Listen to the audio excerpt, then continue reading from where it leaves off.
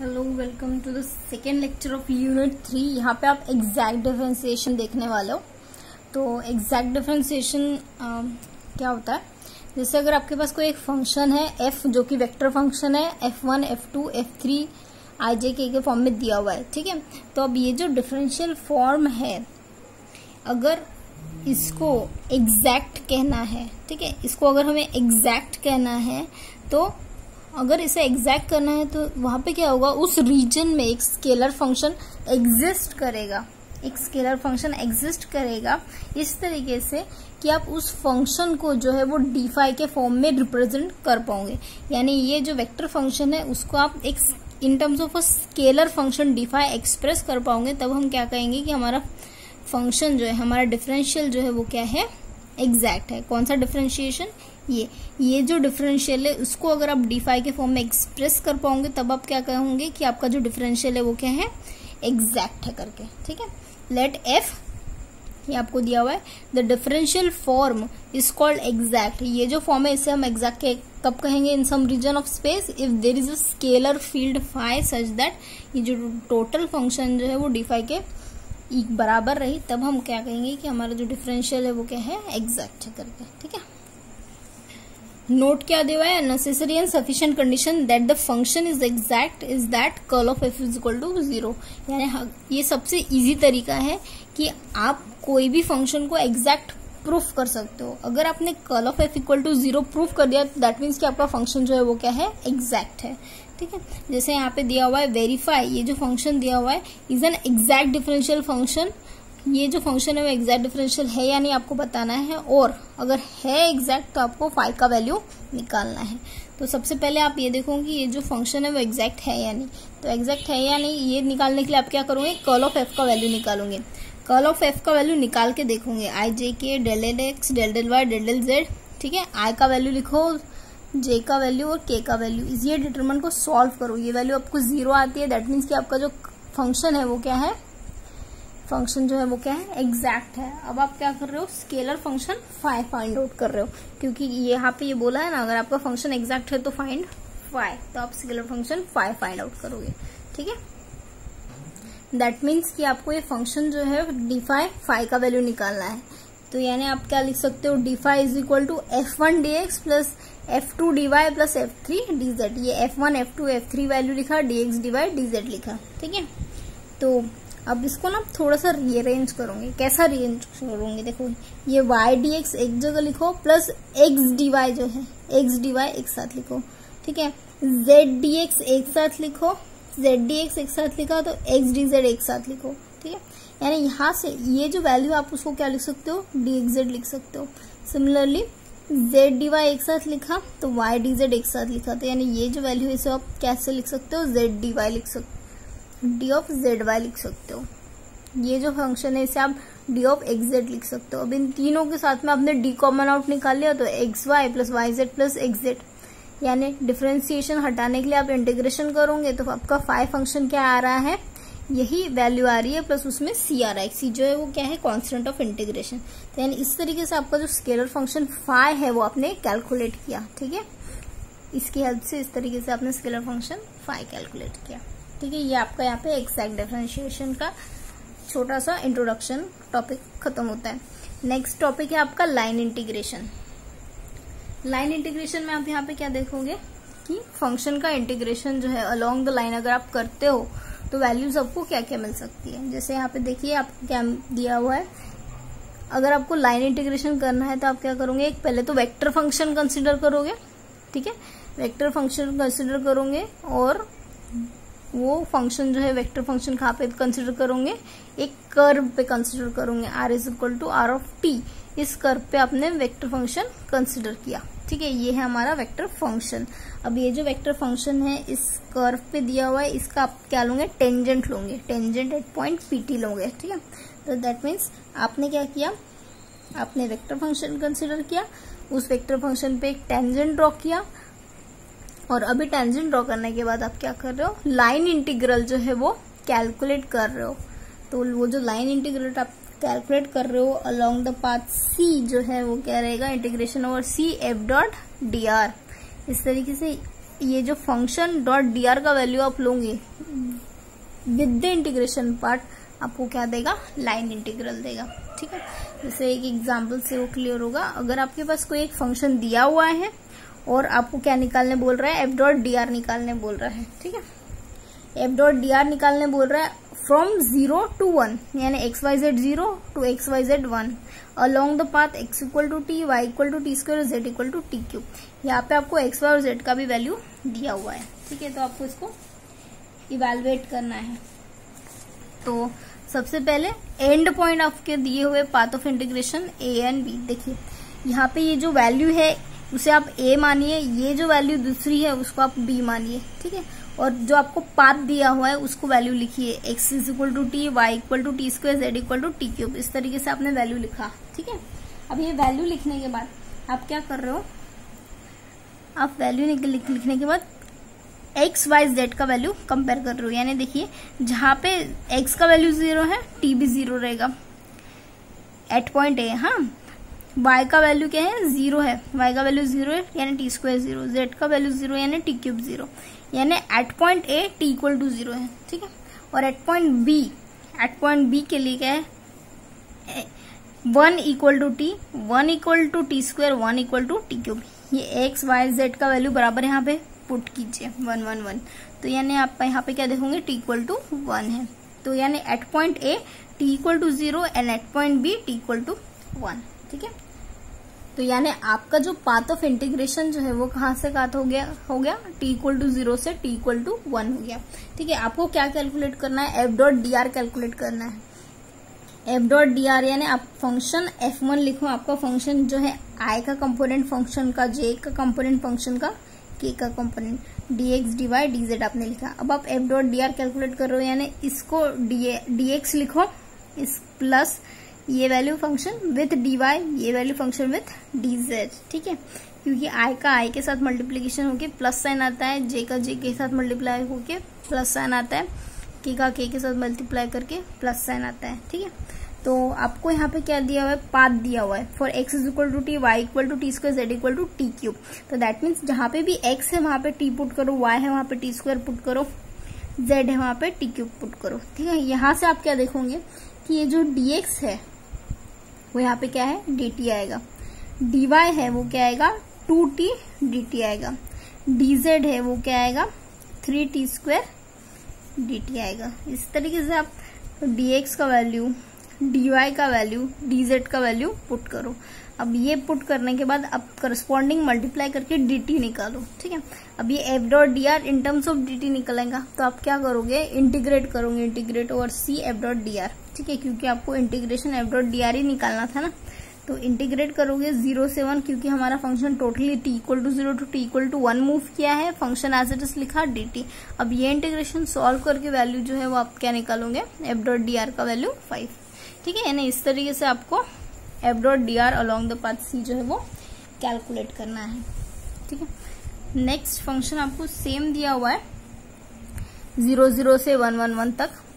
Evaluate F dot dr from 0 0 to 1 1 along the straight line joining 0 0 to 1 1 where function f। देखिए यहाँ पे x y z का value आपको नहीं दिया हुआ है, यहाँ पे इसके बजाय एक स्ट्रेट लाइन बिटवीन 0 0 टू 1 1 1 दिया हुआ है और ये आपको फंक्शन दिया हुआ है, और आपको क्या निकालना है, एफ डॉट dr निकालना है। जैसे इसके पहले x is equal to T, Y equal to T square, z equal to T cube था, वैसा यहाँ पे कुछ फंक्शन नहीं दिया हुआ है। That means X Y Z का वैल्यू आपको यहाँ से खुद ही कैलकुलेट करना है, और एक्स वाई जेड का वैल्यू आप खुद कैलकुलेट करने के लिए क्या यूज करूंगे, स्ट्रेट लाइन दिया हुआ है तो स्ट्रेट लाइन का फॉर्मूला यूज करूंगी, जो कि क्या है, x minus x1 upon x2 minus x1, y minus y1 upon y2 minus y1, z minus z1 upon z2 minus z1।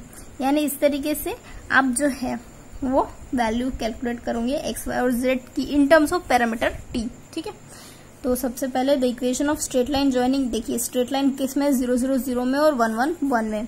तो यानी अगर आप यहाँ पे ये वैल्यू x1 y1 z1 मानते हो तो ये वैल्यू आपको क्या माननी पड़ेंगे, z2 x2 y2 z2 मानने पड़ेंगे। तो यानी यहाँ पे x लिखो -0 अपॉन 1 माइनस 0, फिर से y minus 0 upon 1 minus 0, z minus 0 upon 1 minus 0। अभी ये जो वैल्यूज आई है उसको एक पैरामीटर t दे दो, यानी यहाँ पे आपको क्या मिल रहा है, x is equal to T, Y equal to T, Z equal to T. यानी इस तरीके से आपको यहाँ पे पैरामीटर मिल गया। अब पैरामीटर मिलने के बाद आपको क्या दिया हुआ है, path of integration t equal to 0 to t equal to 1 दिया हुआ है ना। तो आप क्या करोगे, फंक्शन आपका फंक्शन जो है वो लिखोगे ith कंपोनेंट, jth कंपोनेंट और kth कंपोनेंट। तो यहाँ पे जहाँ पे भी एक्स स्क्वायर है, x को t से रिप्लेस करना है, y को t से रिप्लेस करना है, z को t से रिप्लेस करना है। इस तरीके से आप पूरा function in terms of t निकालो। और r जो है वो क्या होता है, एक्स वाई जेड होता है, और एक्स वाई जेड की जगह हमने क्या लिखा है, t लिखा है। तो यानी इस तरीके से r इक्वल टू t लिखा है, तो dr बाई dt क्या होगा, 1 1 1 होगा, ठीक है। और f डॉट dr निकालना है आपको। f dot dr is equal to आप क्या कर सकते हो, चेन रूल के थ्रू dt मल्टीप्लाई और डिवाइड कर सकते हो। तो यानी dt आपने एज इट इज लिखा, फंक्शन जो है इन टर्म्स ऑफ t लिखा, dr बाई dt जो वैल्यू निकाली है वो 1 1 1 है। इस अब बराबर i का i के साथ मल्टीप्लाई, j का j के साथ मल्टीप्लाई, k का k के साथ मल्टीप्लाई करके प्लस साइन डालो, dt लिखो, ठीक है। अब ये जो dt आपने निकाला है वो क्या लिखना है, अलोंग द कर्व c लेना है आपको इंटीग्रेशन। तो आपने c लिया बिटवीन 0 टू 1, ये फंक्शन dt लिखा, ठीक है। तो आप क्या करोगे, इसका इंटीग्रेशन कैलकुलेट करोगे, टोटली इसका इंटीग्रेशन कैलकुलेट करो, वैल्यू जो है वो 13/3 आती है, ठीक है। तो यानी इस तरीके से आपको एफ डॉट डी आर, देखिए जैसे आपने इसके पहले एफ डॉट डी आर सिर्फ कैलकुलेट किया था, पर आपने यहाँ पे अभी इस बार क्या किया, F dot D R by D dot D T, ये अलग मेथड यूज करके आपने इस तरीके से इंटीग्रेशन का वैल्यू निकाला है, ठीक है। तो इसे ट्राई करके देखिएगा। नेक्स्ट ये जो है वो सेम पहले जैसे आपने प्रॉब्लम किए हैं एफ डॉट डी आर का, सेम उसी तरीके से करना है, आप इसे करके देखिएगा। और सिमिलरली ये भी फंक्शन जो है along the curve F dot D are आपको कैलकुलेट करना है, तो ये भी आप करके देखिएगा। यहाँ पे रिजल्ट दिया है y इक्वल टू 2x² दिया हुआ है, दैट मीन्स कि आप x का वैल्यू t रखोगे सपोज, तो y का वैल्यू क्या हो जाएगा, 2t² हो जाएगा। तो यानी पैरामीटर का वैल्यू आपको दिया हुआ है, आप इस तरह कैलकुलेट करके देखिएगा।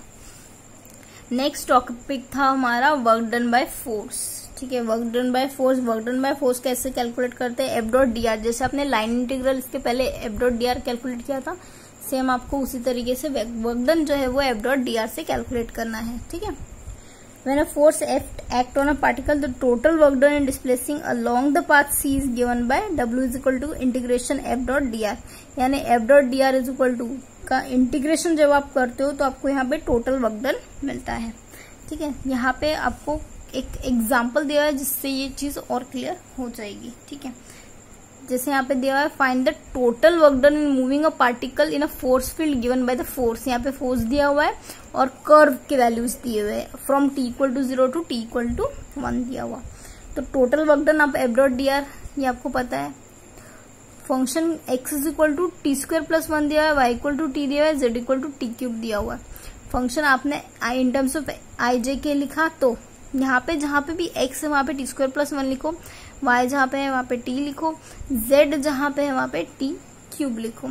इस तरीके से आप फंक्शन को इन टर्म्स ऑफ t बना लो। इसके बाद आप क्या करोगे, r equal to X Y Z लिखोगे, r equal to X Y Z यानी x का वैल्यू, y का वैल्यू और z का वैल्यू लिखो। अब यहाँ पे dr बाई dt कैलकुलेट करो, dr बाई dt आप कैलकुलेट करोगे तो यहाँ पे क्या मिलेगा आपको, यहाँ पे 2t मिल रहा है, ठीक है, 2t, और यहाँ पे 1 मिल रहा है, यहाँ पे 3t स्क्वायर मिल रहा है। इस तरीके से आपने क्या किया, f कैलकुलेट किया और dr बाई dt कैलकुलेट किया। आपको एक फॉर्मूला यूज करना है, कौन सा, जो इसके पहले हमने यूज किया था, f dot dr by dt dot dt। इसको ये जो फंक्शन है वो टोटली किसके बराबर होता है, f डॉट dr के बराबर होता है। तो यानी आप ये फॉर्मूला यूज करोगे, देखिए यहाँ पे फंक्शन का वैल्यू पुट करोगे, f फोर्स का, dr बाई dt का वैल्यू पुट करोगे और dt एज इट इज लिखोगे। इन दोनों को मल्टीप्लाई इवेलुएट करके आप F dot D are calculate करोगे, ठीक है। देखिए जो टोटल वर्क डन रहता है वो क्या दिया हुआ है, F dot D R by D T dot D T, ठीक है। एफ का वैल्यू लिखो और D R by D T का वैल्यू लिखो और D T as it is लिखो। तो बराबर एक्स का एक्स के साथ, वाई का वाई के साथ, जे का जे कंपोनेंट के साथ मल्टीप्लाई करो और ये इंटीग्रेशन सिंप्लीफाई करो, सिंप्लीफाई करके ये वैल्यू निकालो जो कि आपको क्या देगा यहाँ पे, वर्क डन देगा। ये इंटीग्रेशन आपको आता होगा ऐसा मैं अज्यूम करती हूँ, क्योंकि इंटीग्रेशन जो है वो 12th में ही आप लोग सीख जाते हो और बच्चों से ऐसा इंटीग्रेशन है कुछ भी भारी नहीं है, ठीक है। तो करके देखिएगा। नेक्स्ट एग्जाम्पल है find the work done in moving a particle once around a circle in the plane of radius 2 and centre 0 0 and the force field is given by देखिए फोर्स फील्ड दिया हुआ है और सेंटर दिया हुआ है, radius दिया हुआ है, आपको वर्क डन निकालना है, ठीक है। और कैसा बोल रहा है, एक्स वाई प्लेन में। एक्स वाई प्लेन में क्या होता है, जेड 0 होता है, तो यानी हमारा जो फंक्शन है जहां पे भी जेड है वो वैल्यू क्या आएंगी, 0 आएंगी। आर जो है वो in terms of x I plus y j ही रहेगा, that means d r equal to d x I plus D Y j ही रहेगा, ठीक है। तो वर्क डन को आप कैसे कैलकुलेट करोगे, integration of C F dot D R. F का वैल्यू लिखो 3y माइनस वाई जे और डी आर का वैल्यू लिखो डी एक्स आई प्लस डी वाई जे।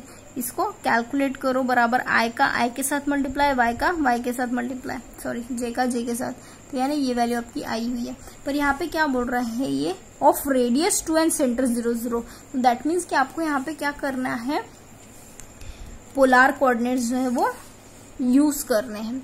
यानी आपको x की जगह पे क्या लिखना पड़ेगा, 2 cos थीटा, y की जगह क्या लिखना पड़ेगा, 2 sin थीटा, क्योंकि आपको यहाँ पे रेडियस दिया हुआ है 2 और आपको अराउंड द सर्कल बोला है, तो यानी यहाँ पे आप पोलर कोऑर्डिनेट यूज कर। That means the parametric equation of a circle of radius 2 is x equal to 2 cos theta, यानी r cos theta r sin theta है, r2 है तो ये वैल्यू आपने लिखा। अब dx है तो x है तो dx निकालो, y है तो dy निकालो। वर्क डन जो है वो कहाँ से कहाँ तक रहेगा, अलॉन्ग द कर्व, यानी 0 to 2 पाई। जहां पे भी हमारा फंक्शन x था वहां पे आप 2 cos t लिखोगे, जहां पे भी आपका फंक्शन y था वहां पे 2 sin t लिखोगे, ठीक है। इस तरीके से आप वैल्यू dx का वैल्यू जो है वो -2 sin t dt लिखोगे, dy का वैल्यू 2 cos t dt लिखोगे। इस तरीके से आप वैल्यू जो है वो in terms of total dt कर दोगे। अब dt करने के बाद आप क्या देखोगे कि आपके पास एक इंटीग्रल बच रहा है 0 to 2 pi cos t sin square t dt। अब इसको आपको इवेलुएट करना है और इसको इवेलुएट करना है, ठीक है।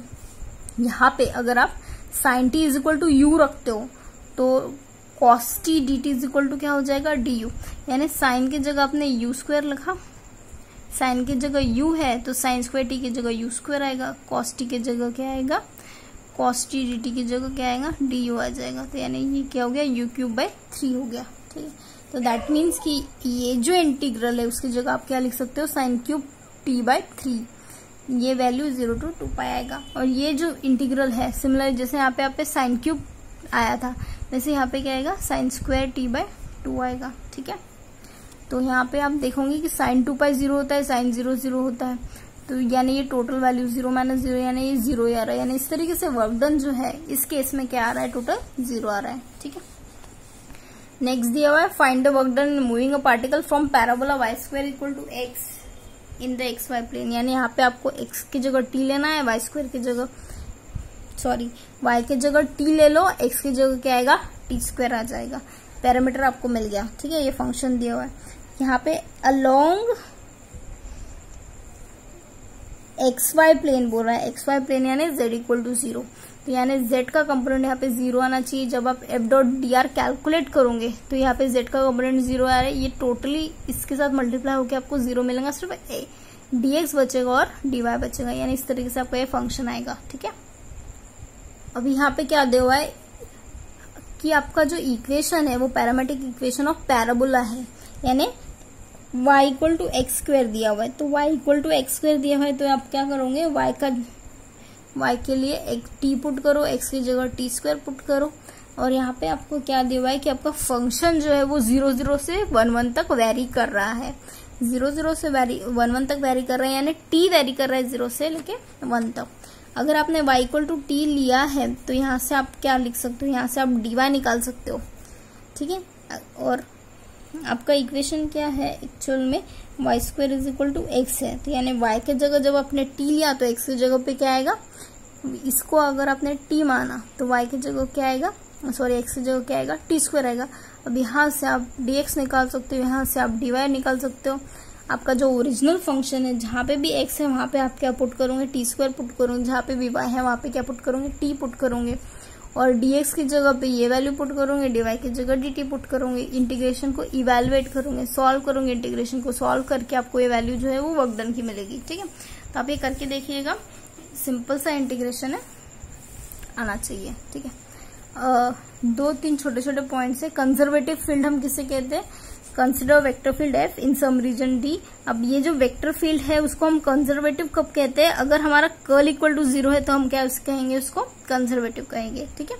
और एक पॉइंट भी है कि necessary and sufficient condition that a field is conservative is that curl of F is equal to 0, यानी फंक्शन कंजर्वेटिव कब रहेगा, if and only if curl of F is equal to 0 है, यानी curl of F equal to 0 है तो function जो है वो क्या है, कंजर्वेटिव रहेगा। नेक्स्ट है a vector point function is irrotational. एक फंक्शन जो है उसे हम इरोटेशनल कब कहेंगे, जब if it's circulation around every close curve in the region is 0, यानी यहाँ पे क्या दिया हुआ है, इरोटेशन कब रहता है, जब उसका सर्कुलेशन जो है वो क्या आएगा, 0 आएगा। यानी इन शॉर्ट यहाँ पे क्या लेता है, divergence of F is equal to अगर 0 आता है तो यानी हमारा फंक्शन क्या है, इरोटेशनल है। ठीक है, यानी divergence of F is equal to 0 तब हमारा फंक्शन क्या है, इरोटेशनल है। ठीक है, यहाँ तक पढ़िए, मिलते हैं नेक्स्ट लेक्चर में, बाय।